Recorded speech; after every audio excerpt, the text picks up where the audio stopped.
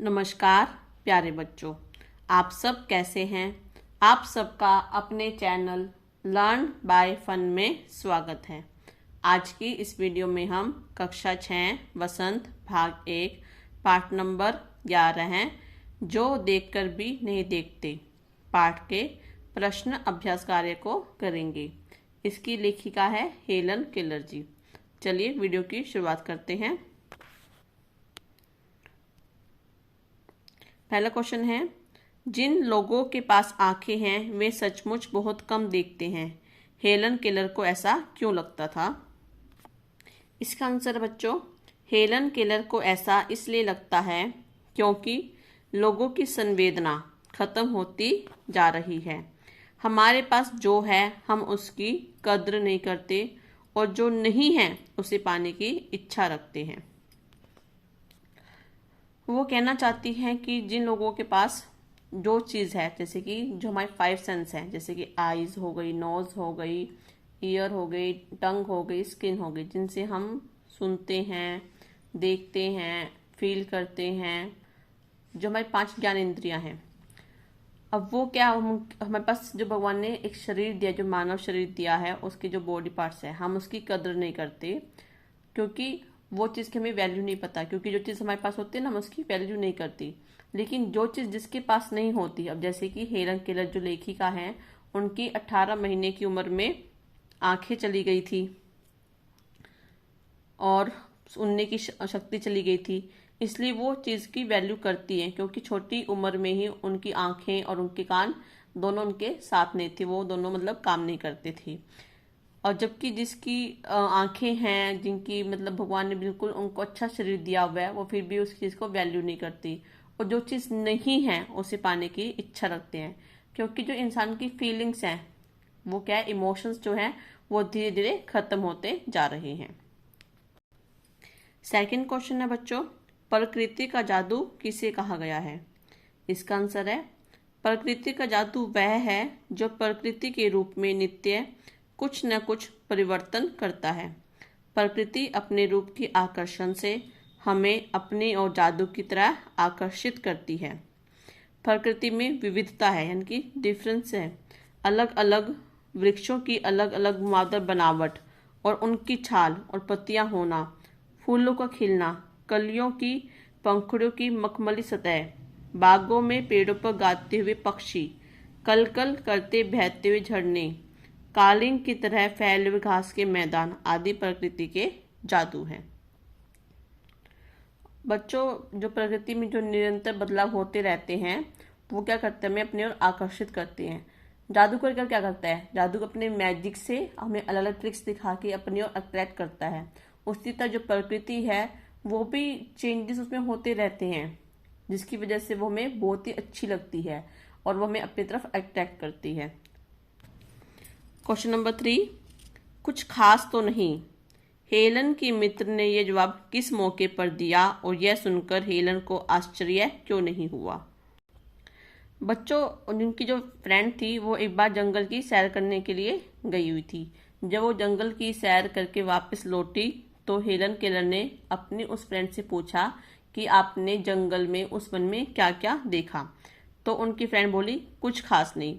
तो ये जवाब सुन के उन्हें कोई हैरानी नहीं हुई क्योंकि वो इस तरह के आंसर्स के लिए आदी हो चुकी थी। वो जानती थी कि मैं क्वेश्चन ऐसे पूछूंगी और मुझे इसका यही आंसर मिलेगा, इसलिए वो हैरान नहीं हुई। इसका आंसर किस तरह से लिखेंगे बच्चों?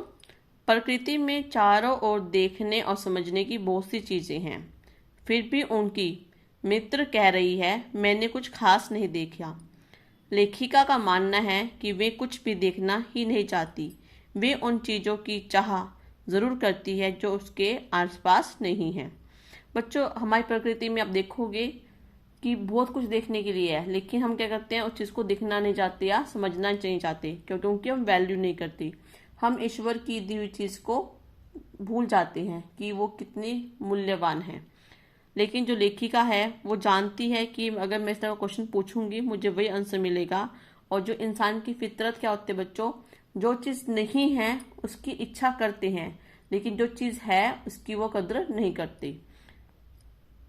क्वेश्चन नंबर 4, हेलन केलर प्रकृति की किन चीजों को छूकर और सुनकर पहचान लेती थी? पाठ के आधार पर इसका उत्तर लिखो।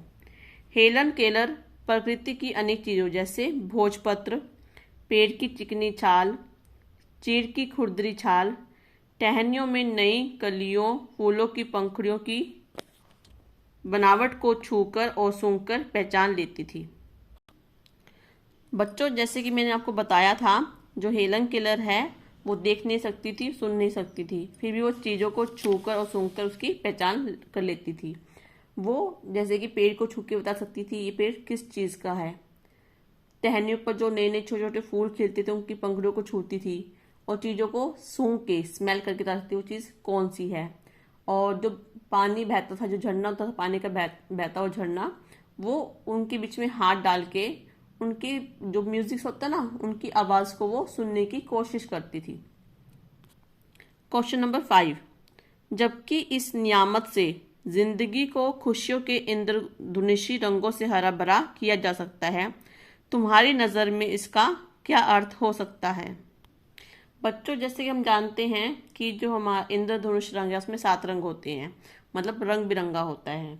उसी तरह हमारी जो जिंदगी है उसमें कई रंग हम देख सकते हैं, जैसे कि बच्चे का जन्म होना, फिर उसका बचपन, फिर उसका स्कूल जाना, फिर उसका कॉलेज जाना, फिर उसका मतलब शादी करना, फिर उसका गृहस्थ जीवन में प्रवेश करना, फिर प्रौढ़ अवस्था, फिर धीरे धीरे वो वृद्धावस्था में प्रवेश कर जाता है। तो हम जिंदगी में कई ऐसे खुशियों के रंग देखते हैं, जैसे बच्चे का जन्म होना, पहली बार स्कूल जाना, पहली बार कॉलेज जाना, मतलब विवाह का अवसर, बच्चा फिर दोबारा माता पिता बनना। तो जिंदगी की खुशियों के रंग होते हैं। तो ये चीज़ें हम अपनी आंखों से ही देख सकते हैं, क्योंकि इन चीज़ों को तो हम फील कर सकते हैं, देख सकते हैं। इसका आंसर कैसे लिखेंगे? हमारी आंखें अनमोल होती हैं, संसार की सारी खूबसूरती आंखों से ही है। बच्चों, अगर आप पुराने गाने सुनने के शौकीन हैं तो आप गाने सुनोगे तो आंखों के ऊपर बहुत सुंदर सुंदर गाने लिखे हुए हैं हमारे जो गीतकार हैं। जीवन के सभी रंग आंखों से ही है, अतः यह जिंदगी की बहुत बड़ी देन है। इसमें जिंदगी को रंगीन और खुशहाल बनाया जा सकता है और अपने सारे दुखों को भुलाया जा सकता है। बच्चों, ये थे हमारी आज की वीडियो, जिसमें हमने पढ़ा पाठ नंबर 11 है, जो देखकर भी नहीं देखते पाठ के प्रश्न अभ्यास कार्य को। आपको आज की वीडियो कैसी लगी प्लीज़ मुझे कमेंट सेक्शन में लिखकर जरूर बताइएगा।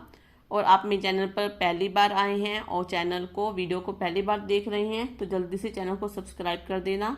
अगर आपको वीडियो पसंद आ रही है तो अपने फ्रेंड्स को शेयर करना मत भूलिएगा। धन्यवाद।